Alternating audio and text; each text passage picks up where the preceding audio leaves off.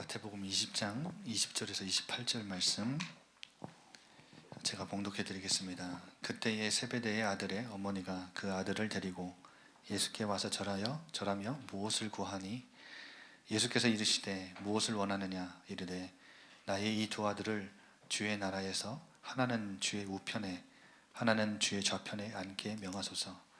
예수께서 대답하여 이르시되 너희가 구하는 것을 알지 못하는도다. 내가 마시려는 잔을 너희가 마실 수 있느냐? 그들이 말하되 할 수 있나이다. 이르시되 너희가 과연 내 잔을 마시려니와 내 좌우편에 앉는 것은 내가 주는 것이 아니라 내 아버지께서 누구를 위하여 예비하셨든지 그들이 얻을 것이니라. 10 제자가 듣고 두 형제에게 대하여 분이 여기거늘 예수께서 제자들을 불러다가 이르시되 이방인의 집권자들이 그들을 의미로 주관하고 그 고관들이 그들에게 권세를 부리는 줄을 너희가 알거니와 너희 중에는 그렇지 않아야 하나니 너희 중에 누구든지 크고자 하는 자는 너희를 섬기는 자가 되고 너희 중에 누구든지 으뜸이 되고자 하는 자는 너희의 종이 되어야 하리라. 인자가 온 것은 섬김을 받으려 함이 아니라 도리어 섬기려 하고 자기 목숨을 많은 사람의 대속물로 주려 함이니라.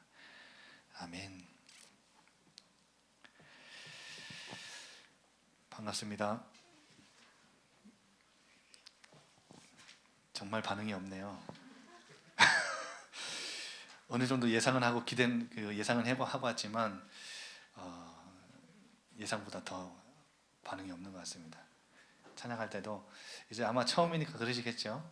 잘 좀 적응해 나가셨으면 좋겠고 앞으로 찬양할 때 신나는 곡을 더 많이 할 겁니다. 여러분 많이 박수 치면서 또 하나님을 찬양하고 화답했으면 좋겠습니다. 제가 청년국 담당 목사입니다. 우리 랩런트들 얼굴 잘 모르시는 분도 계실 텐데 제 이름은 박성산이고요. 앞으로 여러분의 인생에 많이 등장할 것 같습니다. 그래서 많이 간섭하고 또 많이 개입할 텐데 여러분 귀하게 또 이쁘게 봐주시고 실수하더라도 여러분 그냥 웃어 넘기시고 아시겠죠? 그리고 제가 그 하나만 좀 부탁을 좀 하고 싶어요. 그 앞으로 이제 청년국 예배 올 때는 여러분 아마 핸드폰으로 이제 성경책 보는 게 편할 거예요. 그런데 그 종이로 된 성경책 있죠?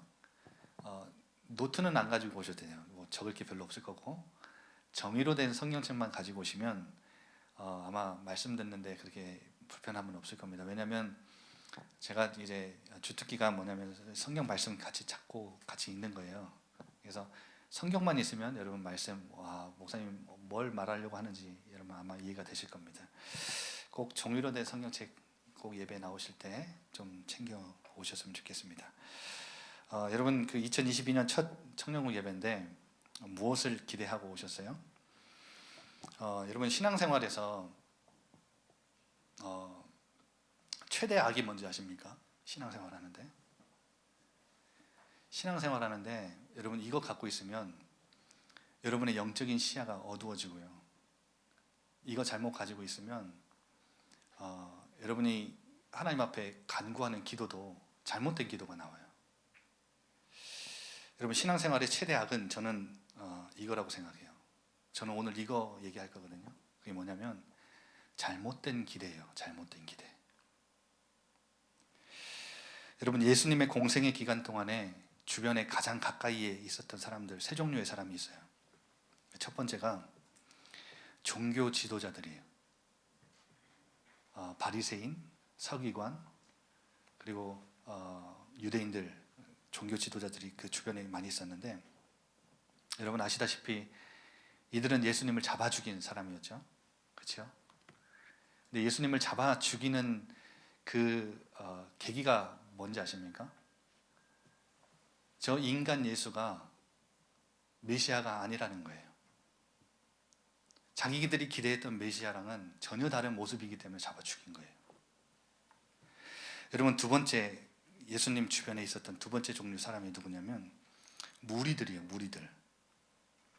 많은 이제 기적과 역사를 체험했던 예수님께 나왔던 예를 들어서 여러분 잘 아시는 오병이어의 기적을 체험했던 3,000명, 5,000명 이런 사람들이 무리들. 그런데 여러분 이들이 오늘 읽진 않았지만 마태복음 21장에 보시면 예수님이 이제 예루살렘에 들어가세요. 입성에 들어가시는데 이때 이 무리들이 어떤 반응을 일으키죠?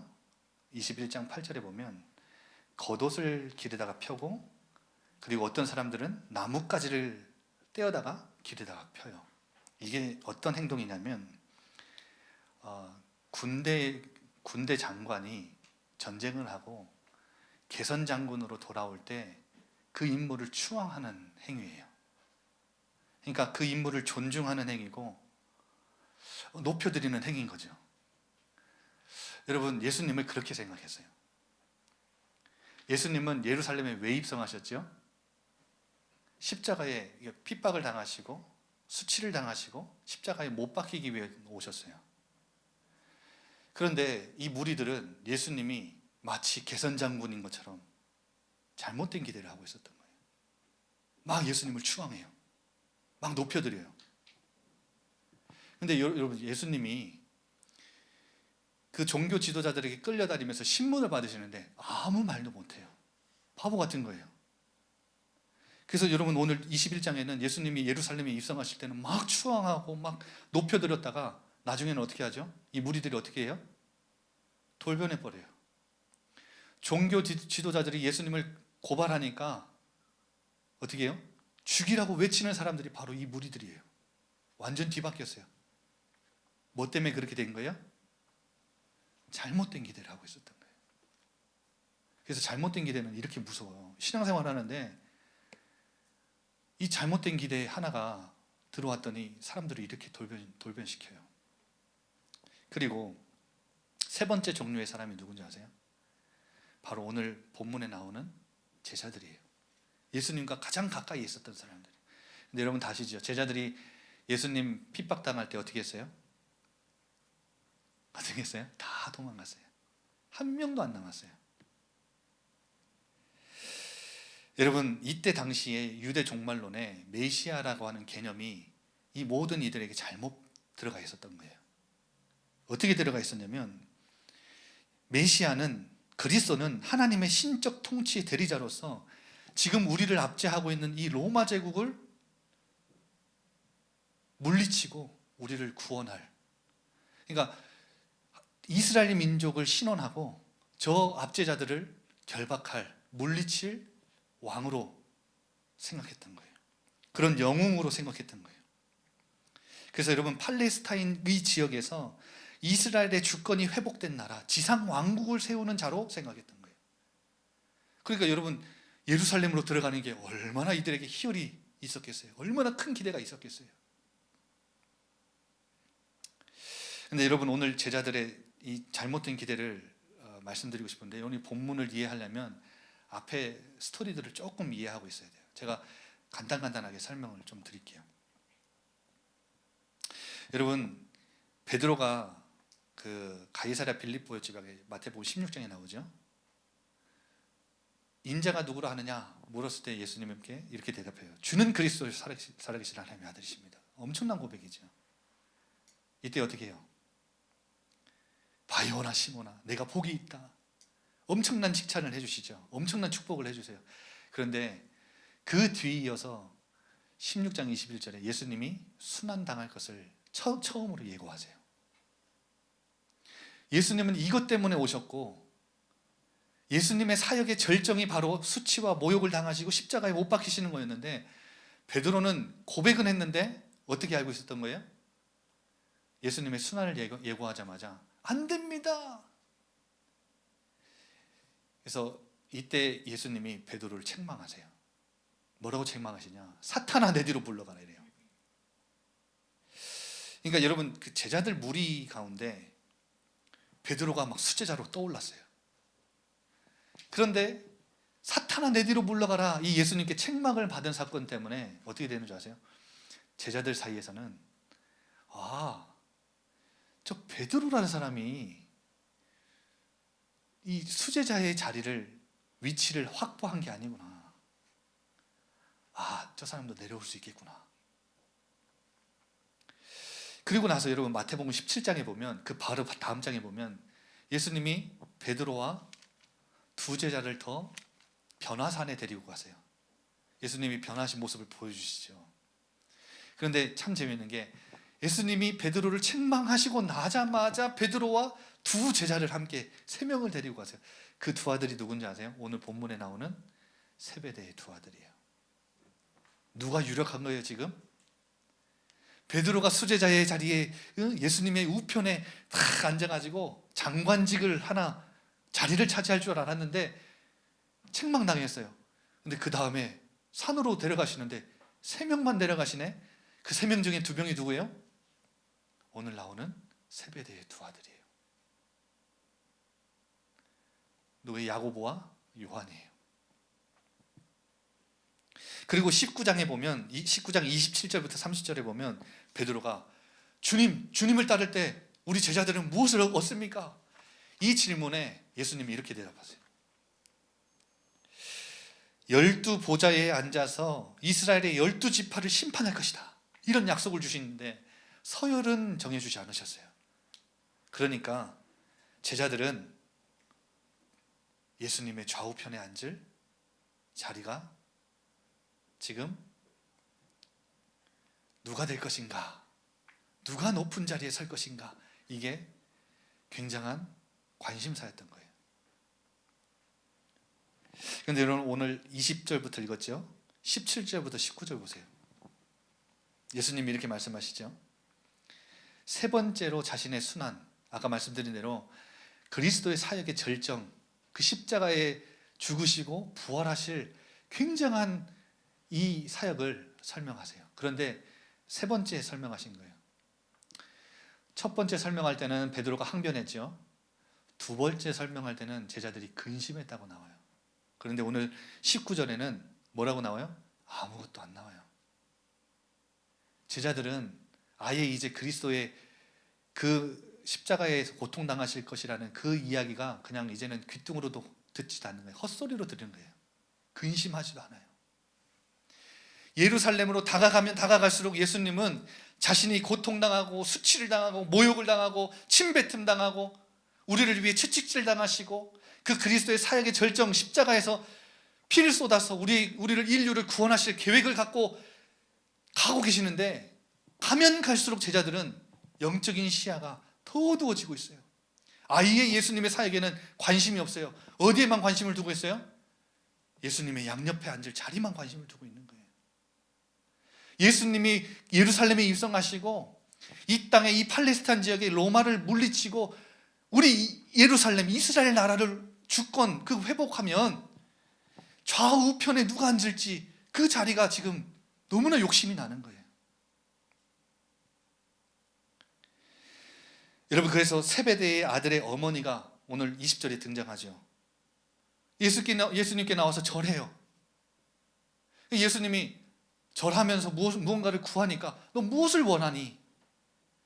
여러분, 이 일생일대의 가장 중요한 순간 아니에요? 여러분, 만약에 예수님이 여러분에게 너 무엇을 원하니? 만약에 물어본다면 뭘 구하시겠어요? 이 일생일대의 절호의 찬스를 뭘 구하고 있어요 지금? 예수님, 하나는 내 아들, 두 아들 중에 하나는 우편에 하나는 좌편에 앉게 해달라고 청탁하고 있는 거예요. 근데 또 재밌는 게 24절에 보세요.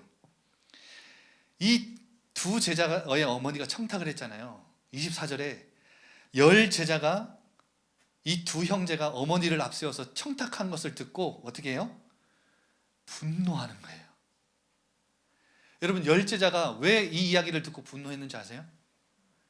여러분, 왜 뭐 때문에 화나요? 관심 없으면 화 안 나요. 지금 이들도 뭐에 관심이 많다는 거예요? 예수님의 좌우편에 내가 앉아야 되는데 지금 그거 청탁했다고 열받는 거예요. 12명의 제자 전부 다 예수님에 대한 잘못된 기대 하나 때문에 완전 영적 시야가 다 가려져 버린 거예요. 예수님께 나아가서 간구하는 그 중요한 순간에 뭘 구해요? 다른 것을 간구하고 있는 거예요. 여러분, 10명의 제자들이 분노했죠. 공동체는 이렇게 분열되는 거예요. 우리 청년 공동체가 다른 기대를 갖고 있으면 분열돼요. 분노하니까요. 그리고 뭐예요? 결국 이 제자들은 실망해요. 예수님께 실망하고 다 도망가요.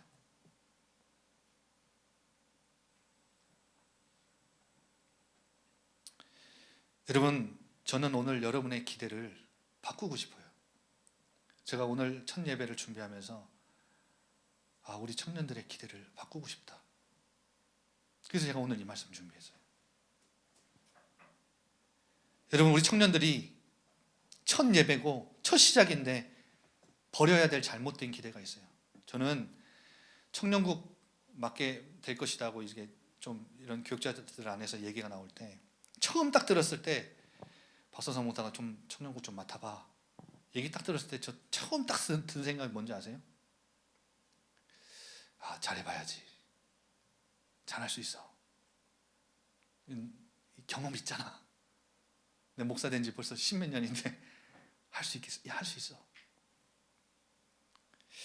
그때 우리 그 박선준 전도사님하고 이성현 목사님 알 거예요. 제가 처음에 딱 그 얘기 듣고 만나가지고 그럼 우리 이거 기획하는데 준비하는데 누구 부르고 누굴 찾아갈까? 두 번째 든 생각은 그거예요. 그리고 오늘까지도 들었어요. 지금 준비하는 한 달 동안 교회 안에 소문이 많이 나고 이야기들이 많이 나왔잖아요. 그래서 저한테 목사님 너무 기대된다고, 너무 좋다고. 여러분, 잘할 것 같다고 이런 칭찬, 그런 사람들의 주목, 시선, 이런 얘기 많이 들었어요. 그런데 오늘 제목이 주책과 꼰대죠. 왜 제가 이 제목을 들었냐면 저를 가장 잘하는 우리 와이프, 여러분은 저는 잘 모르죠. 저를 제일 잘하는 저희 가장 가까이 있는 와이프가 제가 청년국 맡게 될 것 같다 그러니까 다른 사람들은 목사님 잘할 것 같다, 잘할 수 있을 것 같다, 기대된다 이랬는데 우리 와이프가 해준 말이 주책이라 그래요. 주책이야. 또 이어서 한 말이에요. 당신 같은 꼰대가. 그래서 주책과 꼰대예요. 여러분, 진짜 처음에 들었을 때는 우리 와이프한테 이 얘기 들었을 때는 서운했거든요. 짜증도 났어요. 아니, 다른 사람들은 다 잘할 수 있을 것 같다 그러고 칭찬해주고 박수 쳐주고 환영해주고 하는데 나를 제일 잘하는 가까이 있는 사람이 주책이다. 요즘 주책이라는 단어 아시죠? 주책이다, 꼰대다. 그런데 처음에는 들었을 때 짜증도 나고 서운도 했는데 점점 시간이 가면 갈수록 맞다. 제가 인스타그램 처음 만들었거든요. 우리 랩런트들하고 소통하려면 인스타그램 처음 만들어야 되는데. 그리고 지난주 목요일 날 우리 새내기 우리 뭐죠? 예비대학 수련회 있었는데 우리 랩런트들 몇 명 말씀 듣고 저희 집 놀러 갔어요. 근데 이 친구들 태어난 연도가 03년이에요. 03년. 지금 여기 03년생들이 같이 예배를 드리고 있어요. 저는 몇 년생인 줄 아세요? 저는 02년도에 군대 제대했어요. 03년도에 만약에 제가 결혼해서 애를 낳았으면 우리 지금 예배드리는 아이들이 제 자식이 됐겠죠.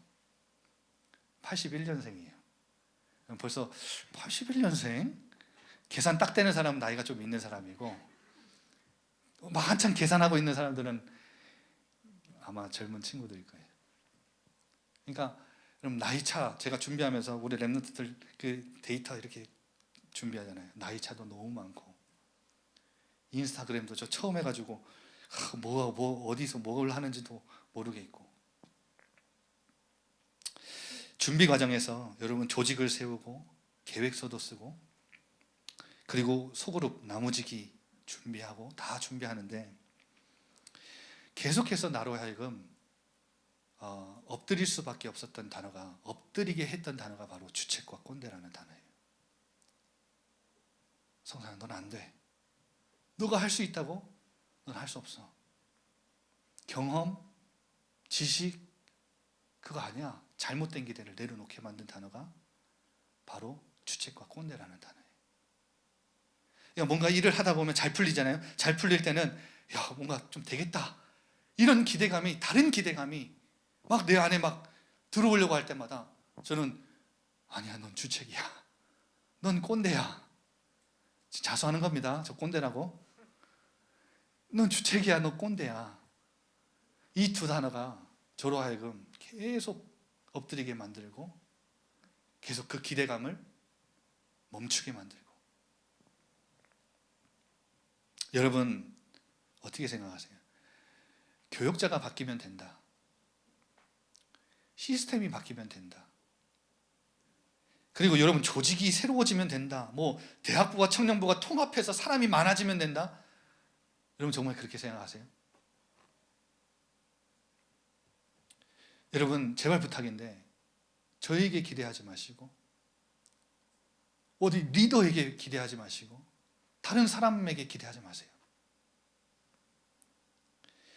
우리가 기대해야 될 것, 우리가 의지해야 될 것, 우리가 신뢰해야 될 것은 바로 우리 청년국의 주인이요 왕이신 하나님밖에 없어요.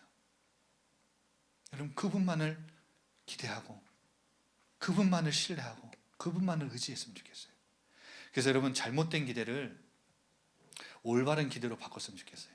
그래서 저는 오늘 이 말씀 준비하면서 여러분에게 질문 하나를 던져요. 여러분 무엇을 기대하고 계십니까?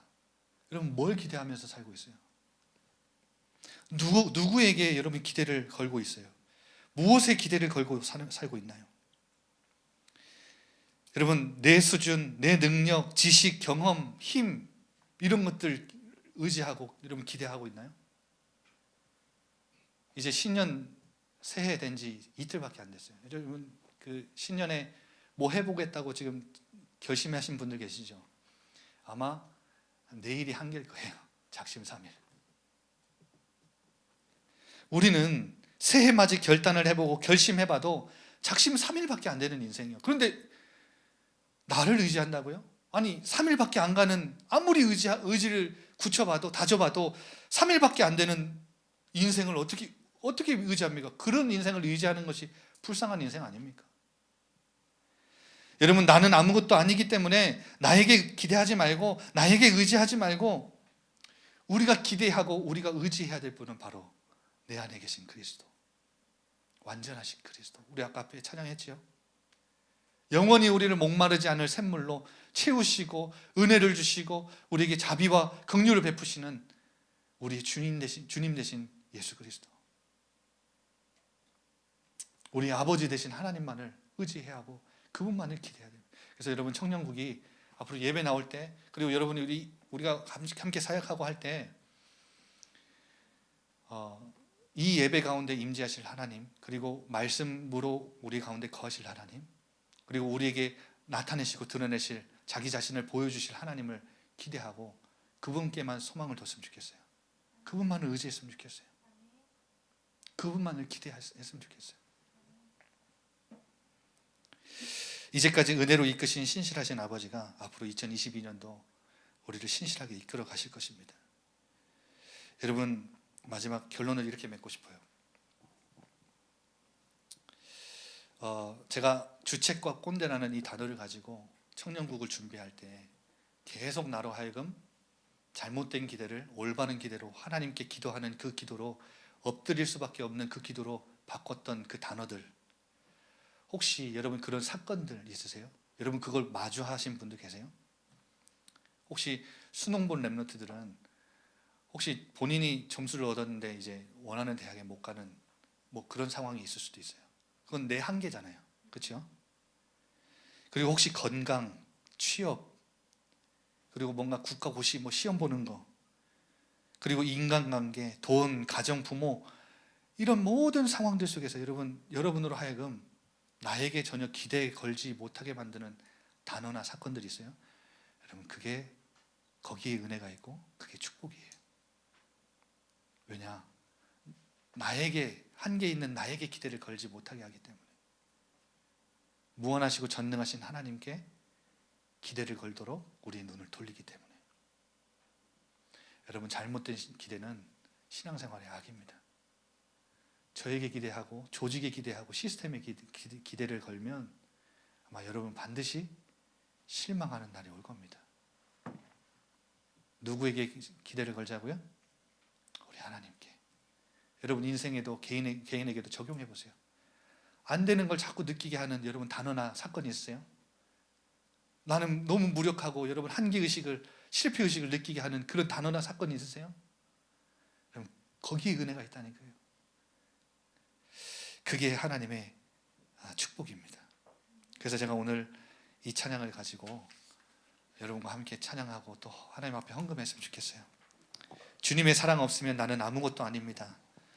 그리고 주님의 지혜가 없으면 나는 아무것도 모릅니다. 주님의 능력이 없으면 나는 아무것도 못합니다. 그리고 주님의 생명이 없으면 나는 한순간도 못 삽니다. 여러분, 세상이 볼 때는 이런 말들이 바보같이 보이지만 하나님 보실 때는 우리의 기대를 하나님께 두게 하고 우리의 소망을 하나님께 두게 하고 하나님만을 의지하고 신뢰하게 만드는 단어들이고 고백들이기 때문에 하나님 보실 때는 최고의 고백입니다. 여러분, 청년의 때, 젊을 때 여러분 뭔가 여러분 힘으로 할 수 있을 것 같죠? 아니에요. 그거 빨리 놓으면 놓을수록 가장 큰 은혜를 받을 수 있는 사람인 겁니다. 여러분.